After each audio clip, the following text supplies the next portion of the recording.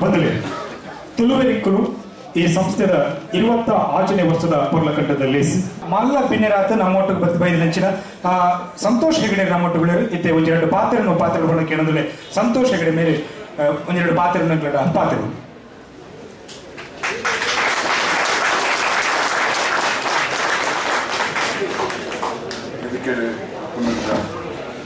ಗಣ್ಯರೇ, professor doctor K E ರಾಧಾಕೃಷ್ಣರೇ, ಶ್ರೀ ಗಿರೀಶ್ ರಾಯರೇ, ಉದಯ ಧರ್ಮಸ್ಥಳರೇ, ವಿಲಾಸ್ ನಾಯ್ಕರೇ, ಶ್ರೀಮತಿ ವಿಜಯಲಕ್ಷ್ಮಿ ಶಿಬ್ರೂರರೇ, ಕೆ ಎನ್ ಅಡಿಗೆರೆ, ವೈ ಜಯಂತ್ ರಾವ್,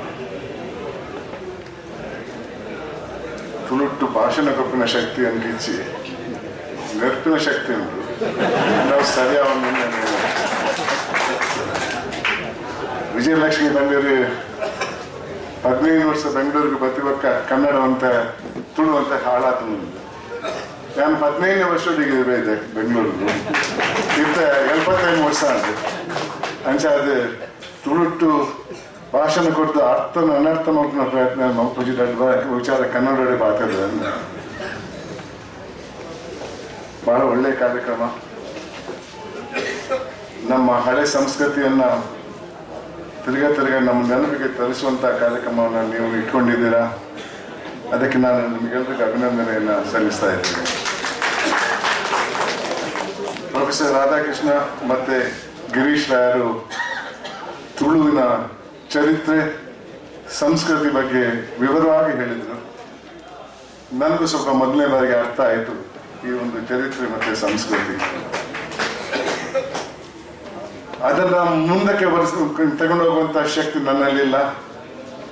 ಆದ್ರಿಂದ ನಾನು ನನ್ನದೇ ಆದ ಕೆಲವು ವಿಚಾರಗಳನ್ನ ನಿಮ್ಮ ಮುಂದೆ ಇಡಬಯಸ್ತೇನೆ. ಅದು ಈ ಕಾರ್ಯಕ್ರಮಕ್ಕೆ ಎಷ್ಟು ಸೂಕ್ತವೋ ಅಂತ ಗೊತ್ತಿಲ್ಲ, ಆದರೆ ನನಗೆ ಅನಿಸ್ತಾ ಇದೆ ಎಲ್ಲ ಕಾರ್ಯಕ್ರಮಕ್ಕೂ, ಅದು ಭಾಷಾ ಕಾರ್ಯಕ್ರಮ ಇರಲಿ, ಸಾಂಸ್ಕೃತಿಕ ಕಾರ್ಯಕ್ರಮ ಇರಲಿ, ಇನ್ಯಾವುದೇ ಕಾರ್ಯಕ್ರಮ ಇರಲಿ, ಕೆಲವು ವಿಚಾರ, ಸಮಾಜದ ವಿಚಾರ, ಅದನ್ನ ಆ ಕಾರ್ಯಕ್ರಮದಲ್ಲಿ ತಂದು ಸಭಿಕರ ಮುಂದೆ ಇಡುವುದು ಒಳ್ಳೆಯದಂತ ನಾನು ತಿಳ್ಕೊಂಡಿದ್ದೇನೆ. ನಾನು ಲೋಕಾಯುಕ್ತ ಸಂಸ್ಥೆಗೆ ಬರುವವರೆಗೆ ಒಬ್ಬ ಕೂಪ ಮಂಡೂಕನಾಗಿದ್ದೆ. ಸಮಾಜದಲ್ಲಿ ಆಗಿ ಹೋಗುವಂತ ಅನ್ಯಾಯದ ಬಗ್ಗೆ ನನಗೆ ಯಾವುದೇ ಅರಿವಿರಲಿಲ್ಲ. ನಾನು ಸುಖವಾಗಿದ್ದೆ, ಎಲ್ಲರೂ ಸಮಾಜದಲ್ಲಿ ಸುಖವಾಗಿಯೇ ಇದ್ರು ಅಂತ ನಾನು ತಿಳ್ಕೊಂಡಿದ್ದೆ.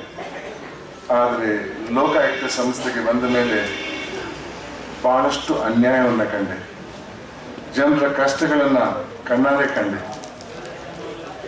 ಈ ಅನ್ಯಾಯ ಕಷ್ಟ ಪಕ್ಕದ ಮನೆಯವರಿಂದಲ್ಲ, ದರೋಡೆಗಾರರಿಂದಲ್ಲ, ಸಂವಿಧಾನದಲ್ಲಿ ಜನರ ಉಳಿತಿಗಾಗಿ ಕಟ್ಟಿದಂತ ಒಂದು ಸಂಸ್ಥೆ ಸರ್ಕಾರದಿಂದ ಆಗುವಂತ ಅನ್ಯಾಯವನ್ನ ಕಂಡೆ ನಾನು. ತದನಂತರ ನನ್ನಲ್ಲಿ ಒಂದು ಬದಲಾವಣೆ ಬಂತು. ಸಮಾಜದಿಂದ ಒಂದಷ್ಟು ಪಡೆದಂತ ವ್ಯಕ್ತಿ ನಾನು ಸಮಾಜಕ್ಕೆ ಇನ್ನು ಹಿಂದಕ್ಕೆ ಏನ್ ಕೊಡಬಹುದು ಅನ್ನೋ ವಿಚಾರದಲ್ಲಿ ಗಂಭೀರವಾದ ಚರ್ಚೆ ಮಾಡಿದೆ. ಅದೇ ಸಮಯದಲ್ಲಿ ಅಣ್ಣಾ ಹಜಾರೆ ಅವರು ಒಂದು ಅಂತಾರಾಜ್ಯ ಪ್ರತಿಭಟನೆಯನ್ನು ಶುರು ಮಾಡಿದರು. ಭ್ರಷ್ಟಾಚಾರದ ವಿರುದ್ಧ ಒಂದು ಬಲಿಷ್ಠವಾದ ಲೋಕಾಯುಕ್ತ ಸಂಸ್ಥೆಯನ್ನು ಸ್ಥಾಪಿಸುವ ವಿಚಾರದಲ್ಲಿ ಪ್ರತಿಭಟನೆಯನ್ನು ಶುರು ಮಾಡಿದರು. ಸುಮಾರು 18 ತಿಂಗಳ ಕಾಲ ಪ್ರತಿಭಟನೆ ನಡೆಯಿತು. ಕೊನೆಗೆ ಅದರ ಒಂದು ಭಾಗ ರಾಜಕೀಯಕ್ಕೆ ಸೇರಿಕೊಂಡಿತು. ಆದ್ರಿಂದ ನಾನು ಆ ಪ್ರತಿಭಟನೆಯಲ್ಲಿ ಸೇರಿದವನು ಅದರಿಂದ ಹೊರಗೆ ಬಂದೆ. ನಾನು ಫ್ರೀಡಂ ಪಾರ್ಕಲ್ಲಿ ಪ್ರತಿಭಟನೆಗೆ ಕೂತಿದ್ದಾಗ ನನ್ನ ಜೊತೆ ಸುಪ್ರೀಂ ಕೋರ್ಟಲ್ಲಿ ನ್ಯಾಯಾಧೀಶರಾಗಿದ್ದಂಥ ಒಬ್ಬರು ನಾನು ಫೋನ್ ಮಾಡ್ತಾರೆ. ಅವ್ರಂತಾರೆ, ಸಂತೋಷ್, ನಮ್ಮ ಮರ್ಯಾದೆ ತೆಗಿತಾ ಇದೆಯಾ ನೀನು? ಒಬ್ಬ ನಿವೃತ್ತ ನ್ಯಾಯಾಧೀಶ, ಸುಪ್ರೀಂ ಕೋರ್ಟ್ ನ್ಯಾಯಾಧೀಶ ಮೈದಾನದಲ್ಲಿ ಹೋಗಿ ಪ್ರತಿಭಟನೆಗೆ ಕೂತಿದೆಯಲ್ಲ ಅಂತ. ಇದು ನ್ಯಾಯಾಧೀಶರ ಮನೋಭಾವನೆಗಳು. ನಿಜ, ನ್ಯಾಯಾಧೀಶರಾಗಿದ್ದಾಗ ಆ ಭಾವನೆಯನ್ನೇ ಇಟ್ಕೊಳ್ಬೇಕು, ಜನರ ಜೊತೆ ಜಾಸ್ತಿ ಸಂಬಂಧ ಇಟ್ಕೊಳ್ಬಾರ್ದು. ಆದರೆ ಆ ವ್ಯಕ್ತಿ ಕರ್ನಾಟಕ ಲೋಕಾಯುಕ್ತನಾಗಿ ಬರ್ತಾ ಇದ್ರೆ ನನ್ನಂಗೆನೆ ನನ್ನ ಪಕ್ಕದಲ್ಲಿ ಮೈದಾನದಲ್ಲಿ ಕೂರ್ತಾ ಇದ್ರು ಅನ್ನೋದು ನನ್ನ ಅನಿಸಿಕೆ. ನಾನು ವಿವರವಾಗಿ ನನ್ನ ಅನುಭವಗಳನ್ನು ನಿಮ್ಮ ಮುಂದೆ ಇಡಬಯಸುವುದಿಲ್ಲ. ಆದರೆ ಒಂದು ವಿಚಾರ ನನ್ನ ಇವತ್ತು ಬಹಳ ಕಾಡ್ತಾ ಇದೆ. ಅದು ಸಾಮಾಜಿಕ ಮೌಲ್ಯಗಳ ಕುಸಿತ. ಒಂದು ಕಾಲದಲ್ಲಿ ನಮ್ಮ ದೇಶ ಇತರ ದೇಶಗಳಿಗೆ ಮೌಲ್ಯವನ್ನ ಕಲಿಸಿಕೊಟ್ಟಂತಹ ದೇಶ ಅಂತ ನಾವು ಬಹಳ ಗರ್ವದಿಂದ ಹೇಳ್ತಾ ಇದ್ದೇವೆ. ಆದರೆ ಇವತ್ತು ನನಗೇನು ಅನಿಸ್ತಾ ಇದೆ, ಆ ಸಮಾಜವೇ ಬದಲಾಗಿದೆ. ಇವತ್ತಿನ ಸಮಾಜ ಶ್ರೀಮಂತಿಕೆ ಮತ್ತೆ ಅಧಿಕಾರವನ್ನು ಪೂಜಿಸುವಂತಹ ಸಮಾಜದಲ್ಲಿ ನಾವಿದ್ದೇವೆ. ಪ್ರಾಮಾಣಿಕತೆಗೆ ಯಾವ ಬೆಲೆನೂ ಇಲ್ಲ.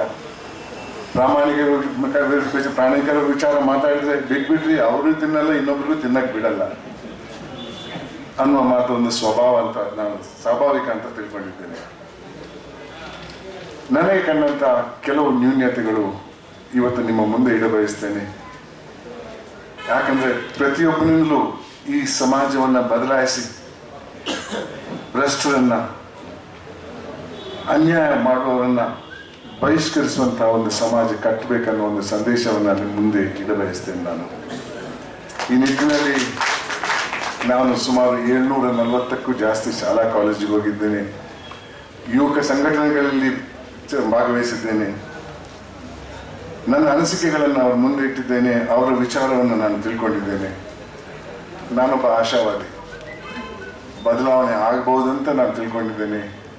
ಈ ದಶಕದಲ್ಲೆಲ್ಲ, ಮುಂದಿನ ದಶಕದಲ್ಲೆಲ್ಲ, ನಂತರ ಆದರೂ ಬದಲಾವಣೆ ಆಗಲಿ. ಮುಂದೆ ನಮ್ಮ ಕಿರಿಯರು ನಮ್ಮ ಮೇಲೆ ಆರೋಪ ಹುಟ್ಟಿಸಬಾರ್ದು. ನಮ್ಮ ಹಿರಿಯರು ಏನೂ ಮಾಡಿಲ್ಲ, ಎಲ್ಲವನ್ನ ಒಪ್ಕೊಂಡೇ ಹೋದ್ರು ಅನ್ನುವ ಮಾತು ಬರಬಾರ್ದು ಅನ್ನೋದ್ರಲ್ಲಿ ನಾನು ಈ ವಯಸ್ಸಲ್ಲೂ ಕೂಡ ಬಹಳಷ್ಟು ಕಾರ್ಯಕ್ರಮಗಳಿಗೆ ಹೋಗ್ತಾ ಇದ್ದೇನೆ. ಇದೇ ರೀತಿಯ ಮಾತನ್ನು ಆಡ್ತೇನೆ. ಕಾನೂನು ಮರೆತು ಬಿಟ್ಟಿದ್ದೇನೆ. ಸಂಸ್ಕೃತಿ ಗೊತ್ತಿಲ್ಲ, ಹಿನ್ನೆಲೆ, ಭಾಷೆ ಹಿನ್ನೆಲೆ ಕೂಡ ನನಗೆ ಗೊತ್ತಿಲ್ಲ. 2 ಗುಣಗಳು ನಮ್ಮ ಸಮಾಜದಲ್ಲಿ ಮಾಯ ಆಗ್ತಾ ಇದೆ. ಒಂದು ತೃಪ್ತಿ ಅನ್ನುವ ಗುಣ, ಕಂಟೆಂಟ್ಮೆಂಟ್ ಅಂತೇವೆ ಇಂಗ್ಲಿಷ್. ಆ ಗುಣ ಇಲ್ಲದೆ ಇದ್ರೆ ದುರಾಸೆ ಅನ್ನೋ ಒಂದು ರೋಗ ಬರ್ತದೆ. ಆ ದುರಾಸೆಯಿಂದ ನಿಮ್ಗೆ ತೃಪ್ತಿ ಎಂದೂ ಬರಲ್ಲ. ಎಷ್ಟು ಸಂಪಾದನೆ ಮಾಡಿದ್ರೂ ಬರಲ್ಲ. ಮತ್ತು ಬೇಕು, ಇನ್ನೂ ಬೇಕು ಅನ್ನುವ ಒಂದು ಭಾವನೆಯನ್ನು ನಿಮ್ಮಲ್ಲಿ ಮೂಡಿಸ್ತದೆ. ಒಂದಿನ ಆ ದುರಾಸೆಯಿಂದ ಬಹಳಷ್ಟು ಕಷ್ಟಕ್ಕೂ ಬರಬಹುದು ಜನರಂತ ನಾನು ಕಂಡಿದ್ದೇನೆ. 2ನೇದು ಮಾನವೀಯತೆ. ನಾವು ಹುಟ್ಟುವಾಗ ಮಾನವರಾಗಿ ಹುಟ್ಟುತ್ತೇವಂತ ತಿಳ್ಕೊಳ್ಬೇಡಿ. ಮಾನವರನ್ನೋ ಒಂದು ಸ್ಪೀಶೀಸೇ ಇಲ್ಲ. ಹೋಮೋಸಿಪಿಯನ್ಸ್ ಅನ್ನೋ ಒಂದು ಸ್ಪೀಶೀಸ್ಗೆ ನಾವು ಸೇರಿದವರು. ಪ್ರಾಣಿಗಳಿಗಿಂತ ಉತ್ತಮ, ಪಕ್ಷಿಗಳಿಗಿಂತ ಉತ್ತಮವಾದ ಸ್ಪೀಶೀಸ್ ಇರಬಹುದು. ಆದರೆ ಆ ಸ್ಪೀಶೀಸ್ಗೆ ಯಾವುದೇ ಬೆಲೆ ಇಲ್ಲ ಮಾನವೀಯತೆ ಇಲ್ಲದೆ ಇದ್ರೆ. ಒಬ್ಬ ಹಿರಿಯರು ಹೇಳ್ತಾರೆ, ಏನೇ ಆಗು, ನಿನಗೆ ಬೇಕಾದವನಾಗು, ಆದರೆ ಮೊದಲು ಮಾನವನಾಗು ಅಂತಾರೆ. ಎಂಥ ಮಾತು! ಇವತ್ತು ಕುಟುಂಬದಲ್ಲೂ ಆ ಮಾತು ಇದೆಯಾ ಅನ್ನೋದು ನನಗೆ ಸ್ವಲ್ಪ ಸಂಶಯ. ಶಾಲೆಯಲ್ಲಿ, ಪಠ್ಯಗಳಲ್ಲಿ ಇಲ್ಲ. ನಾನು ಚಿಕ್ಕವನಾಗಿದ್ದಾಗ ನನ್ನ ಪೋಷಕರು ಹೇಳ್ತಾ ಇದ್ರು, ನೋಡಪ್ಪ ಇದು ಮಾಡು, ಇದು ಮಾಡಬೇಡ ಅಂತ. ತಪ್ಪು ಮಾಡಿದ್ರೆ ಏಟ್ ತಿಂದದ್ದು ಕೂಡ ನನಗೆ ನೆನಪಿದೆ. ಶಾಲೆಗೆ ಹೋದ್ರೆ ಮಾರಲ್ ಸೈನ್ಸ್ ಅನ್ನೋ ಒಂದು ಸಬ್ಜೆಕ್ಟ್ ಇತ್ತು. ಅದು ನಮ್ಮ ಪೋಷಕರು ಹೇಳಿದ್ದನ್ನ ಒತ್ತಿ ಒತ್ತಿ ಹೇಳ್ತಾ ಇತ್ತು. ಇವತ್ತಂಥ ಪಠ್ಯಗಳು ಇಲ್ಲ. ನಾನು ಸರ್ಜಾಪುರದಲ್ಲಿರುವಂತಹ ಒಂದು ಇಂಟರ್ನ್ಯಾಷನಲ್ ಶಾಲೆಗೆ ಹೋಗಿದ್ದೆ. ಅಲ್ಲಿ ಅಧ್ಯಾಪಕ ರಂಗದವ್ರ ಮಾತಾಡ್ತಾ ಕೇಳಿದೆ, ನಿಮ್ಮ ಪಠ್ಯದಲ್ಲಿ ಏನಾದ್ರೂ ಒಂದು ಮೌಲ್ಯದ ಬಗ್ಗೆ ಪಾಠ ಇದೆ ಅಂತ ಕೇಳಿದೆ. ಸರ್, ಎಲ್ಲದೂ ಮೌಲ್ಯದೇ ಸರ್. ಮೌಲ್ಯ ಅಂದ್ರೆ ರೂಪಾಯಿ, ಪೈಸಾ. ಇದನ್ನ ಬದಲಾಯಿಸಬೇಕು. ಮಾನವೀಯತೆಯನ್ನ ಪಡ್ಕೊಳ್ಬೇಕು. ನಾವು ತೃಪ್ತಿಯನ್ನ ಪಡ್ಕೊಳ್ಬೇಕು ತಿಳ್ಕೊಂಡಿದ್ದೇವೆ. ಇದು ಇಲ್ಲದೆ ಹೋದ್ರಿಂದ ಇವತ್ತು ಏನಾಗಿದೆ ಅಂತ ನಿಮ್ಗೆ ಸ್ವಲ್ಪ ಹೇಳ ಬಯಸ್ತೇನೆ ನಾನು. ನಮ್ಮ ಸಂವಿಧಾನದಲ್ಲಿ 3 ಸ್ತಂಭಗಳನ್ನ ನಮ್ಮ ಹಿರಿಯರು ಕಟ್ಟಿದ್ರು. ಶಾಸಕಾಂಗ, ಕಾರ್ಯಾಂಗ, ನ್ಯಾಯಾಂಗ ಅಂತ. ಈ ತೃಪ್ತಿ ಮತ್ತೆ ಮಾನವೀಯತೆ ಇಲ್ಲದೆ ಇರೋದ್ರಿಂದ ಇವತ್ತು ಆ 3 ಸಂಸ್ಥೆಯಲ್ಲಿ ಬಿರುಕನ್ನು ನಾವು ಕಾಣ್ತಾ ಇದ್ದೇವೆ. ಆ ಸ್ತಂಭಗಳು ಸ್ವಲ್ಪ ಅಲುಗಾಡ್ತಾ ಇದೆ. ಸ್ವಲ್ಪ ಅಲ್ಲ, ಜಾಸ್ತಿನೇ ಅಲುಗಾಡ್ತಾ ಇದೆ ಅಂತ ತಿಳ್ಕೊಂಡಿದ್ದೇನೆ. ನಮ್ಮ ಸಂವಿಧಾನವನ್ನ ತಯಾರು ಮಾಡುವಾಗ ನಮ್ಮ ಹಿರಿಯರು ಬಹಳ ಗಂಭೀರವಾದ ಚರ್ಚೆ ಮಾಡ್ತಾರೆ. ಅವ್ರು ಹೇಳ್ತಾರೆ, ನಾವು ಸಂವಿಧಾನದ ಚರ್ಚೆ ಮುಂದಕ್ಕೆ ಈ ದೇಶಕ್ಕೆ ಯಾವ ರಾಜನೀತಿ ಪಡ್ಕೊಳ್ಬೇಕು ಅನ್ನೋ ವಿಚಾರದಲ್ಲಿ ಚರ್ಚೆ ಮಾಡ್ತಾರೆ. ಆವಾಗ ನಮ್ಮ ಹಿರಿಯರು ಹೇಳ್ತಾರೆ, ನಾವು ಭಾರತೀಯರು ಎಂದೂ ಸ್ವಾತಂತ್ರ್ಯರಾಗಿರ್ಲಿಲ್ಲ. ರಾಜ ಮಹಾರಾಜರ ಆಡಳಿತದಲ್ಲಿದ್ದವರು, ನಾವು ಪರದೇಶಿಯರ ಆಡಳಿತದಲ್ಲಿದ್ದವರು. ತಮಗೆ ಬೇಕಾದಂತ ಕಾನೂನನ್ನು ಮಾಡ್ತಾ ಇದ್ರು ಅವರು. ನಾವು ಅದನ್ನ ಕಡ್ಡಾಯವಾಗಿ ಪಾಲಿಸಲೇಬೇಕಾಗಿತ್ತು, ಇಲ್ಲದ್ರೆ ನಮ್ಗೆ ಶಿಕ್ಷೆ ಆಗ್ತಾ ಇತ್ತು. ಇನ್ನೇನು ಕೆಲವೇ ತಿಂಗಳಲ್ಲಿ ನಮ್ಗೆ ಸ್ವಾತಂತ್ರ್ಯ ಬರ್ತಾ ಇದೆ. ಇನ್ನು ಮುಂದಕ್ಕಾದ್ರೂ ಪ್ರತಿಯೊಬ್ಬ ಭಾರತೀಯನು ಈ ದೇಶ ನಂದು, ಈ ಆಡಳಿತ ನಂದು, ನನಗಾಗಿ ಅನ್ನುವ ಭಾವನೆ ಮೂಡಿಸ್ಬೇಕಾದ್ರೆ ಅಂತಹ ಒಂದು ರಾಜನೀತಿಯನ್ನ ಪಡ್ಕೊಳ್ಳುವ ಅಂತ ಗಂಭೀರವಾಗಿ ಚರ್ಚೆ ಮಾಡ್ತಾರೆ. ಆವಾಗ ಅಂತಾರಾಷ್ಟ್ರೀಯ ಮಟ್ಟದಲ್ಲಿ ಹಲವಾರು ರಾಜನೀತಿಗಳಿದ್ದು, ರಾಜ ಮಹಾರಾಜರಿದ್ರು, ಡಿಕ್ಟೇಟರ್ಸ್ ಇದ್ರು, ಇಸಮ್ ಬೇಸ್ಡ್ ಪಾಲಿಟಿಕ್ಸ್ ಇತ್ತು, ಡೆಮೋಕ್ರಸಿ ಅನ್ನುವ ಒಂದು ರಾಜನೀತಿ ಕೂಡ ಇತ್ತು. ಡೆಮೋಕ್ರಸಿ ಅಂದ್ರೆ ಪ್ರಜಾಪ್ರಭುತ್ವ.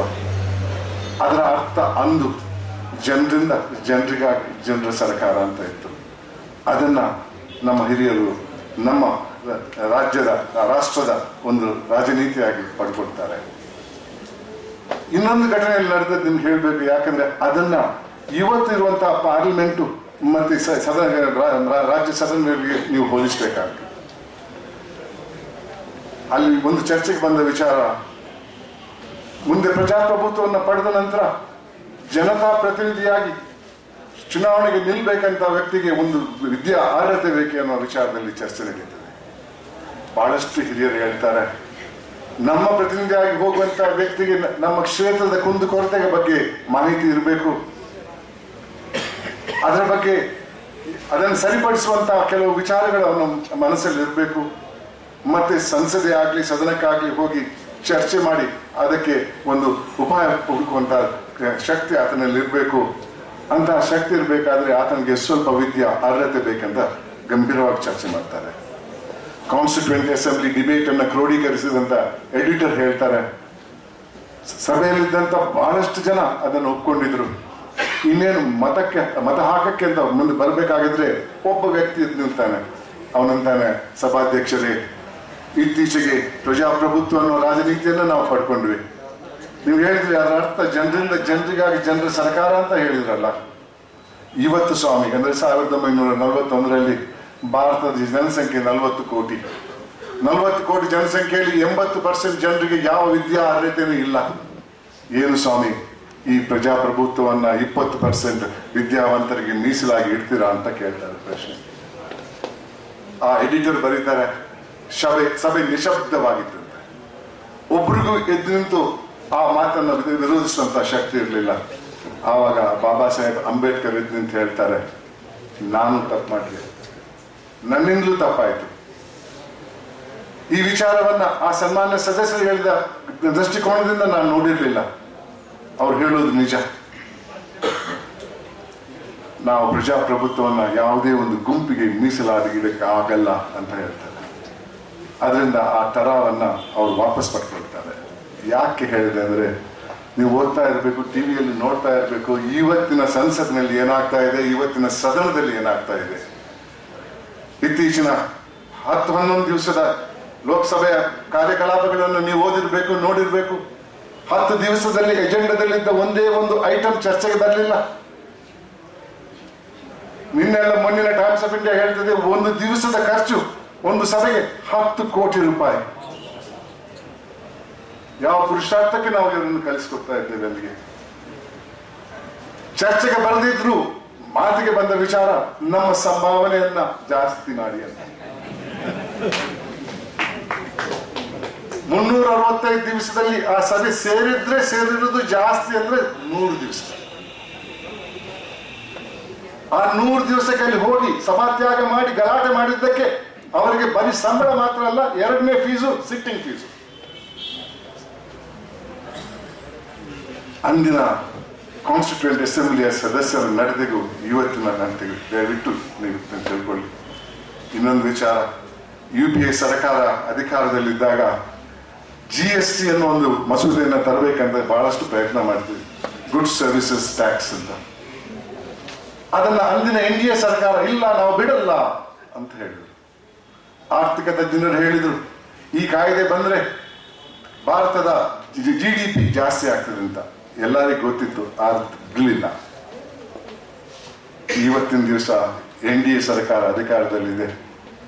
ಅದೇ GST ಬಿಲ್ ಅನ್ನ ಅವ್ರ ತರಕ್ಕೆ ಪ್ರಯತ್ನ ಮಾಡ್ತಾ ಇದ್ದಾರೆ. UPA ಸರ್ಕಾರ ಬಿಡ್ತಾ ಇಲ್ಲ. ವಿಪರ್ಯಾಸ ಅಂದ್ರೆ ಇದು ಇವತ್ತಿನ ನ್ಯಾಯಾಂಗದ ಶಾಸಕಾಂಗದ ಒಂದು ಪರಿಸ್ಥಿತಿ.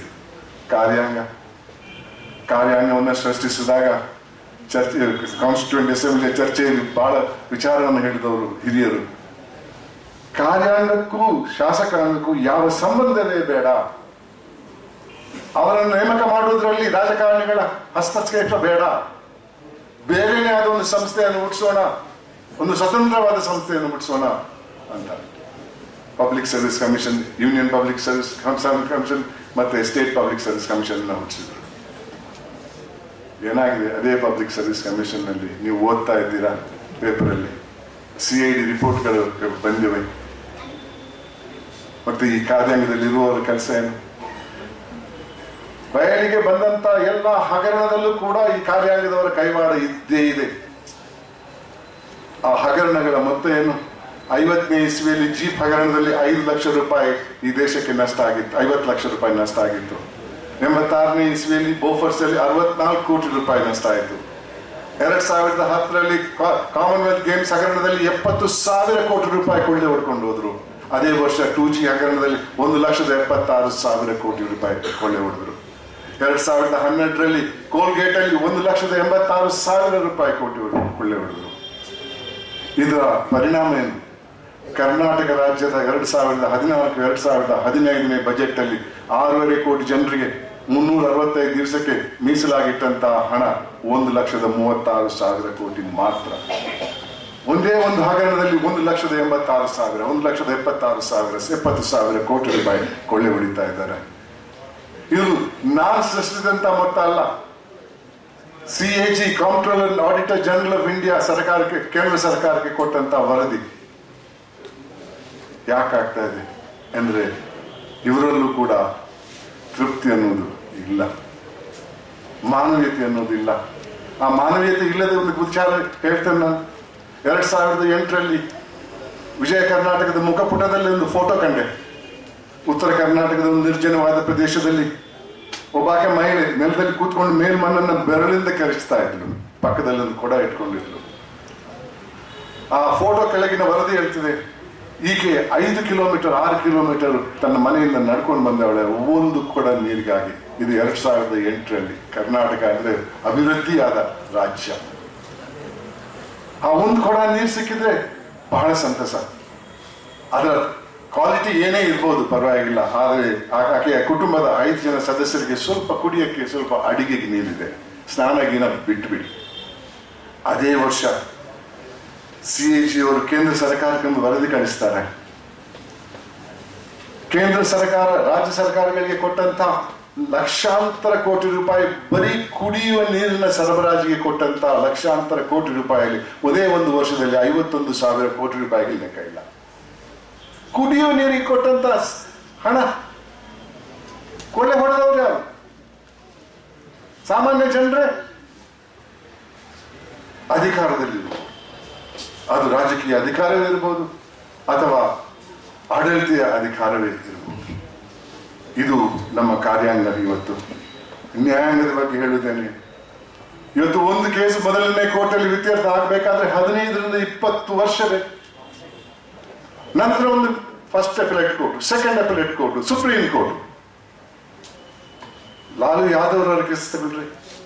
96ನೇ ಇಸ್ವಿಯಲ್ಲಿ ಅವರ ವಿರುದ್ಧ CBI ಚಾರ್ಜ್ ಶೀಟ್ ಹಾಕಿದ್ರು. ಅವ್ರಿಗೆ ಶಿಕ್ಷೆ ಆದದ್ದು 2014ರಲ್ಲಿ. ಸ್ಟೇ ತಗೊಂಡಿದ್ದಾರೆ. ಚುನಾವಣೆ ನಿಲ್ಲಕ್ಕಾಗಲ್ಲ, ಅದರ ಪ್ರಚಾರಕ್ಕೆ ಹೋಗ್ತಾ ಇದ್ದಾರೆ.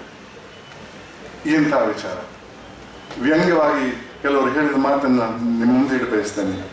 ಗಂಡ ಹೆಂಡತಿಯರ ನಡುವೆ ಜಗಳ ಆದ್ರೆ 30 ವಯಸ್ಸದ ಗಂಡ 25 ವರ್ಷದ ಹೆಂಡತಿ ಡೈವೋರ್ಸ್ ಆಗ್ಲಿ, ರೆಸ್ಟಿಟ್ಯೂಷನ್ ಆಫ್ ಕಾಂಜುಗಲ್ ರೈಟ್ಸ್ ಆಗಲಿ ಒಂದು ದಾವ ಹಾಕಿದ್ರೆ ಆ ಕೊನೆ ಡಿಗ್ರಿ ಬರುವಾಗ ಗಂಡನಿಗೆ 80 ವರ್ಷ ಆಗ್ತದಂತೆ, ಹೆಂಡತಿಗೆ 75 ವರ್ಷ ಆಗ್ತದೆ.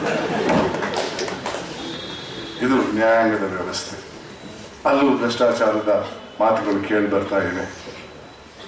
ಇನ್ನೊಂದು ಸ್ತಂಭ ಇದೆ, ತನ್ನದೇ ಆದ ವಿಚಾರದಲ್ಲಿ ಜನಪ್ರೀತಿಯನ್ನ ಪಡೆದು 4ನೇ ಸ್ತಂಭದ ಮಟ್ಟಕ್ಕೆ ಬಂದಂತ ಒಂದು ಸಂಸ್ಥೆ ಮಾಧ್ಯಮ.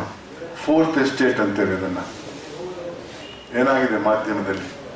2 ವರ್ಷದ ಹಿಂದೆ ನೀವು ಓದಿರ್ಬೇಕು, ಔಟ್ಲುಕ್ ಮ್ಯಾಗಝಿನ್ ನಲ್ಲಿ ಪೇಡ್ ನ್ಯೂಸ್ ಕಾನ್ಸೆಪ್ಟ್, ಹಣ ತಗೊಂಡು ಸುಳ್ಳು ವರದಿ ಮಾಡೋದು. ಇದರಲ್ಲಿ ಯಾಕೆ ಆಗ್ತಾ ಇದೆ? ಈ 4 ಸ್ತಂಭಗಳನ್ನು ಬಿಡಿ. ಇವತ್ತು ನನಗೆ ಅನಿಸ್ತಾ ಇದೆ, ನೀವು ಯಾವ ಸಂಸ್ಥೆಗೆ ಹೋಗಿ ಅಲ್ಲಿ ಪ್ರಾಮಾಣಿಕರಿರುವುದು ಬಹಳ ಕಮ್ಮಿ. ಈ ದುರಾಸೆ ಅನ್ನೋ ರೋಗ ಎಲ್ಲ ಅಂಟು ರೋಗಕ್ಕಿಂತಲೂ ಜಾಸ್ತಿ ಇರುವಂತಹ ರೋಗ. ಅದಕ್ಕೆ ಮದ್ದು ಇನ್ನೂ ಯಾರು ಹುಡುಕಿಲ್ಲ. ಒಂದು ನನ್ನ ಮಾಹಿತಿಯಲ್ಲಿರುವಂತಹ ಘಟನೆಯನ್ನ ನಿಮ್ಮ ಮುಂದೆ ಇಡಬಯಸ್ತೇನೆ ನಾನು. 2010ರಲ್ಲಿ ಒಬ್ಬ ಮಹಿಳೆ ತನ್ನ ಸಂಗಾತಿ ಜೊತೆ ತನ್ನ ಗ್ರಾಮದಿಂದ ಸುಮಾರು 7-8 ಕಿಲೋಮೀಟರ್ ನಡ್ಕೊಂಡು ಜಿಲ್ಲಾ ಆಸ್ಪತ್ರೆಗೆ ಹೆರಿಗೆಗೆ ಅಂತ ಬರ್ತಾರೆ. ಸಿಬ್ಬಂದಿ ಅಂತಾರೆ, ಮೊದಲು ಹಣ, ನಂತರ ಹಾಸಿಗೆ. ಅವ್ರು ಕೇಳಿದಷ್ಟು ಹಣ ಈಗ ಏನಿರಲಿಲ್ಲ. ತನ್ನ ಸಂಗಾತಿಯನ್ನ ತಿರ್ಗಾ ಗ್ರಾಮಕ್ಕೆ ಕಳಿಸ್ತಾಳೆ, ಹಣ ತಾಪ ಅಂತ. ಸಿಬ್ಬಂದಿ ಅಂತಾರೆ, ಹಣ ಬರುವವರೆಗೆ ಹಾಸಿಗೆ ಇಲ್ಲ, ಹೊರಗಡೆ ಕೂತ್ಕೊಳ್ಳಿ ಅಂತ. ಪಾಪ ಏನ್ ಮಾಡಕ್ ಸಾಧ್ಯ ಇದೆ? ಹೋಗ್ತಾಳೆ, ದಾರಿ ದಾಟಿ ಬಸ್ ಸ್ಟಾಪ್ ಅಲ್ಲಿ ಕೂತಿರ್ತಾಳೆ. ಹಣ ಬರುವ ಮೊದಲು ಹೆರಿಗೆ ಅಲ್ಲೇ ಬಸ್ ಸ್ಟಾಪ್ ಅಲ್ಲಿ ಆಗ್ತಾ ಇದೆ. ಎಂತಹ ಸಮಾಜದಲ್ಲಿದ್ದೇವೆ ನಾವು. ಸರ್ಕಾರಿ ಆಸ್ಪತ್ರೆ, ಕೈ ತುಂಬ ಸಂಬಳ ತಗೊಳ್ತಾರೆ. ಅದು ಬಡ ಹೆಂಗಸು ಹೆರಿಗೆಗಾಗಿ ಬರ್ತಾ ಇದೆ, ಪರಿಸ್ಥಿತಿ ಗೊತ್ತಿದೆ. ಮತ್ತು ನೀವು ಲಂಚ ಮೊದಲಂತಿರಲ್ಲ. ಎಂತಹ ಸಮಾಜದಲ್ಲಿದ್ದೇವೆ ನಾವು. ಇದು ನನ್ನ ಗಮನಕ್ಕೆ ಬಂದದ್ದು, ನನ್ನ ಸಂಸ್ಥೆಯ ಗಮನಕ್ಕೆ ಬಂದದ್ದು. ಯಾಕಂದ್ರೆ ಕರ್ನಾಟಕದಲ್ಲಿ ಒಂದು ಯೋಜನೆ ಇದೆ, ಭಾಗ್ಯಲಕ್ಷ್ಮಿ ಅನ್ನೋ ಯೋಜನೆ. ಬಡ ಕುಟುಂಬಕ್ಕೆ ಹುಟ್ಟಿದ ಹೆಣ್ಣು ಮಗುವಿಗೆ ಒಂದಷ್ಟು ಅನುದಾನವನ್ನ ಸರ್ಕಾರ ಕೊಡಬೇಕು.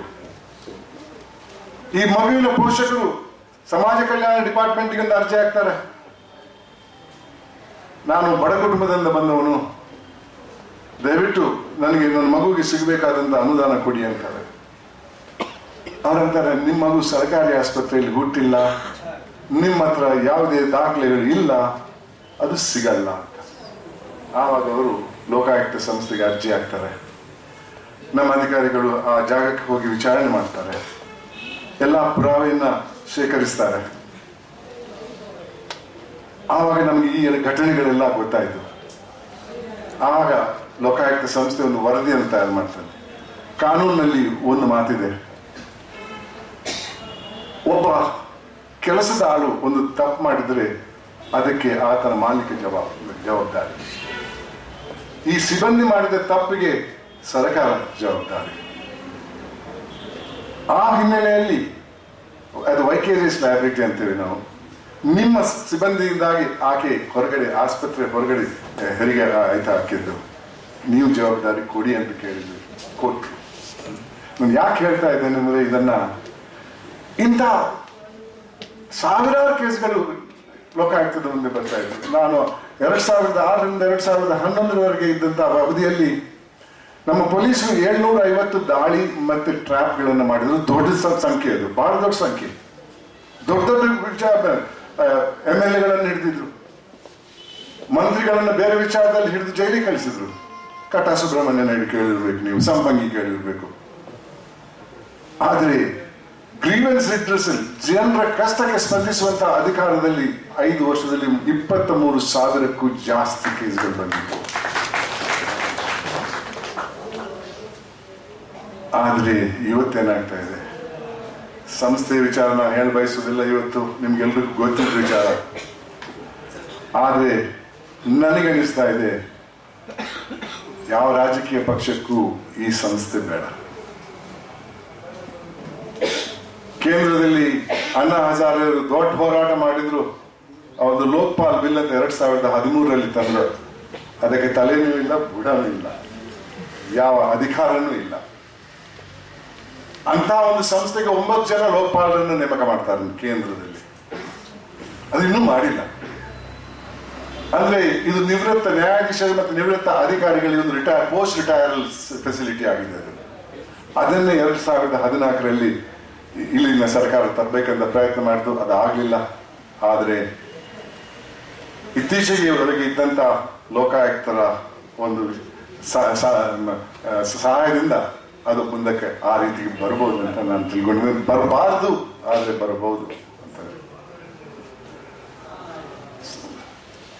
ಇಲ್ಲಿರುವಂತ ನೆರೆದ ಎಲ್ಲ ಅತಿಥಿಗಳಿಗೆ ಒಂದು ಮಾತು ಹೇಳ್ತಾ ಇದ್ದಾರೆ. ದಯವಿಟ್ಟು ನಿಮ್ಮ ಮಕ್ಕಳಿಗೆ ಈ 2 ಗುಣಗಳನ್ನು ಕಲಿಸ್ಕೊಡಿ. ಇವತ್ತು ನಾವಿರುವಂತಹ ಒಂದು ಸಮಾಜದಲ್ಲಿ ಗಂಡ ಹೆಂಡತಿ ಇಬ್ರು ಕೆಲಸ ಮಾಡ್ತಾರೆ. ಈ ಮೌಲ್ಯಗಳ ಬಗ್ಗೆ ತಿಳಿಸಕ್ಕೆ ಅವರಿಗೆ ಸಮಯ ಇಲ್ಲ. ಈ ಮಕ್ಕಳು ಎಲ್ಲಿ ಕಲಿತಾರೆ? ಟಿವಿ ನೋಡ್ಕೊಂಡು, ಇಂಟರ್ನೆಟ್ಗೆ ಹೋಗಿ. ದಯವಿಟ್ಟು ಆ ಮಕ್ಕಳಿಗೆ ಒಳ್ಳೆ ಮೌಲ್ಯಗಳನ್ನು ಕಲಿಸ್ಕೊಡಿ, ತೃಪ್ತಿ ಅನ್ನೋ ಗುಣ ಕಲಿಸ್ಕೊಡಿ, ಮಾನವೀಯತೆ ಅನ್ನೋದನ್ನ ಕಲಿಸ್ಕೊಡಿ.